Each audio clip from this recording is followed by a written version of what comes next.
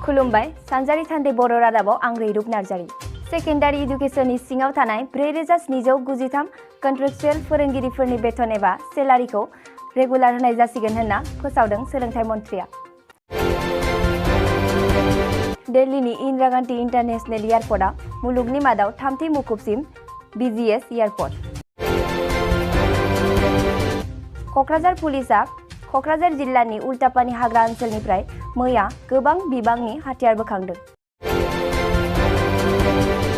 आसामनि मुंदांखा खन्थाइगिरि नीलमणि फुकनदेवनो ज्ञानपीठ एवार्डखौ गथायबाय। झारखन्डनि रपवे जाब्रबथायाव 3 सुबुंनि जिउ खहा आरो गोबां सुबुङा जखम जादों। शेहबाज शरीफआ पाकिस्ताननि 23थि प्राइम मिनिस्टार महरै समायखिरा लाबाय। करीमगन्जआव सारअन्थाइ गावनायजों सासे 14 बोसोर बैसोनि लाइमोननि जिउ खहा जादों।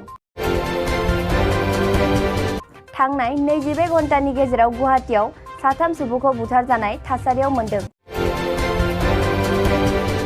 फैगौ 22 एप्रिलाव जागोन गुवाहाटी मिउनिसिपाल कर्प'रेसन इलेक्शना।